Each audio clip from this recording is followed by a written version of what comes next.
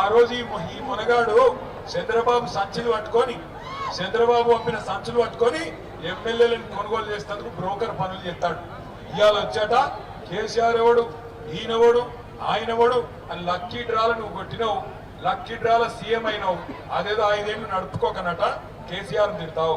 నేను ఒకటే చెప్తున్నా, యాది పెట్టుకో. తిడితే నన్ను తిట్టు, రమణారెడ్డి అన్నం తిట్టు, మా ప్రకాశ్ అన్నం తిట్టు, కానీ కేసీఆర్ తిడితే మాత్రం అరే పొట్టోడా. నేను చెప్తున్నా, 2 ఏళ్లే నీ టైం అంతా, 2 ఏళ్లే. 2 ఏళ్ల తర్వాత మళ్ళా గులాబీ జెండా ఎగురుడు పక్క. మొక్కుకో, ఎంతమంది దేవుళ్ళు ఉన్నారో అంతమంది దేవుళ్ళకు మొక్కుకో, కానీ నువ్వు పాతాలను దాక్కున్నా నీకు మాత్రం ఉంటుంది రా పొట్టుడా. కేసీఆర్ అంటే మాత్రం ఇడిచిపెట్టాం, మా కార్యకర్తలను అంటే కూడా ఇడిచిపెట్టాం.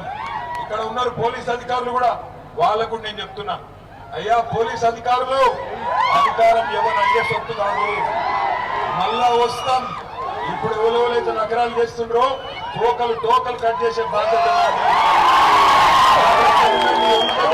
ఉండండి, అతి చేయకండి. ఎమ్మెల్యే సీఎం వాళ్ళు వీళ్ళు కూడా చెప్పిన నాగమాగం చేయకుండ్రి.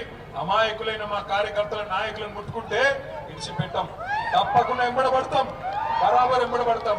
తెలంగాణ బిడ్డలం, రేషమున్నోళ్ళం, ఉద్యమంలోకి వెళ్ళి వచ్చిన వాళ్ళం, సింగరేణి గడ్డ మీదకి వెళ్ళి చెప్తున్నా, బరాబర్ గల్ల వంటి అడుగుతాం. ఏమైంది నీ 420 హామీలు? మా ఆడపిల్లలకి ఇస్తానా 2500, ఎప్పుడు ఇస్తావని అడుగుతాం. ఎప్పుడు ఇస్తావు 4000 పెన్షన్? బరాబర్ అడుగుతాం. తులం బంగారం ఎప్పటి నుంచి ఇస్తావు? బరాబర్ అడుగుతాం. ఇయ్యకపోతే ఈపు చింతపండు చేస్తాం అని కూడా పక్కా పెట్టాం. కానీ నాకు తెలుసు మా ఆడబిడ్డలు మరి ఇక్కడికి వచ్చిన వాళ్ళు మంచిగానే సపోర్ట్లు కొడుతుర్రు, సీట్లు కొడుతురు మగపిల్లలు. కానీ మరి నాకు ఒక అనుమానం ఉంది, ఎల్లుండే ఎలక్షన్ ఉండదు. ఇవాళ రాత్రి రేపు రాత్రి జోరుగుంటాయి ఇక దావతులు.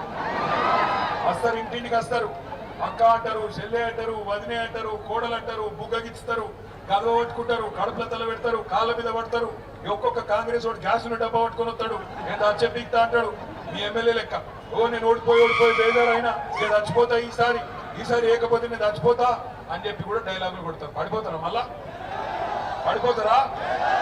ఇన్ని రకాలుగా దగా చేసిన వాళ్ళు, ఇన్ని రకాలుగా ద్రోహం చేసిన వాళ్ళు, ఇన్ని రకాల అబద్ధాలు చెప్పిన వాళ్ళు, ఇలా నేను వచ్చి చెప్తున్నాడు రేవంత్ రెడ్డి, భూపాలపల్లి జిల్లా నట తీసేయడట.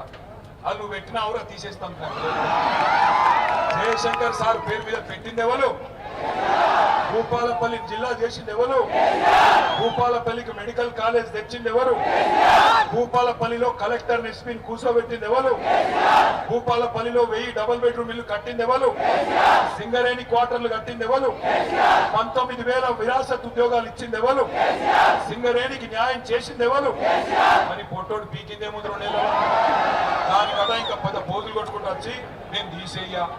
నేను అడుగుతున్నా, తీసేస్తే ఊరుకుందందుకు భూపాలపల్లిలో అమాయకం కొడుతురే. ఈపు చింతపండు అవుతుందని తెలుసు నీకు.